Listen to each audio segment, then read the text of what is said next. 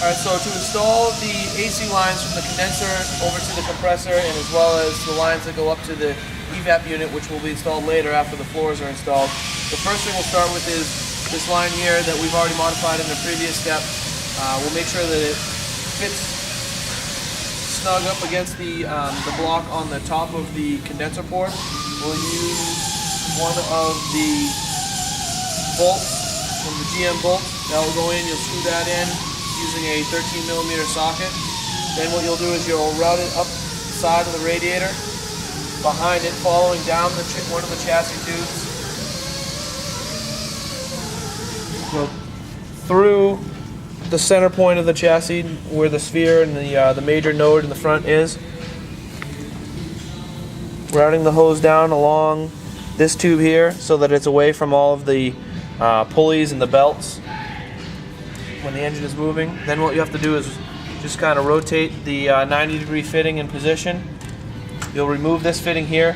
The compressor is filled with nitrogen because an inert gas does not absorb moisture. So what the company does that produces the AC compressor is it'll be filled with nitrogen, and it has this fitting, which we've already removed once.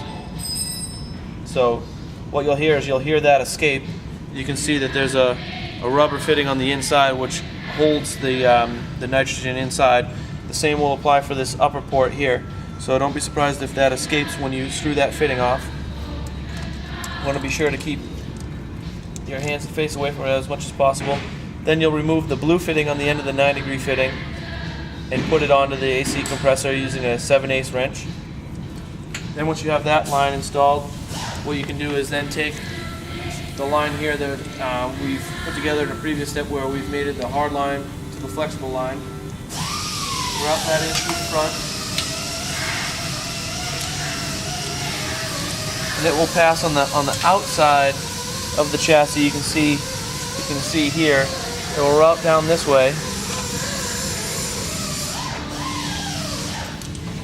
In the rough orientation of the last hose that we just installed.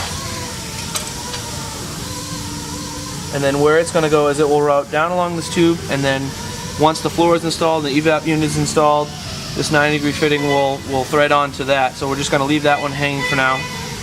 And then what you'll have to do is there's a little bit of manipulation that's required to get the rest of this, the hard line in position so that it's underneath the coolant reservoir, and then so that this port here will then screw into the lower port on the condenser. So what you'll have to do is just a matter of kind of rotating it into position, and then you'll have to add a couple of vents to it to be able to get it in line and line up with the fitting here. Then once that is done, what you can do is install this line onto the compressor with the port here. This side is going to be the side that will screw onto the top port on the compressor, and then again this other end will be left hanging until we have the evap unit installed and we can then screw it in.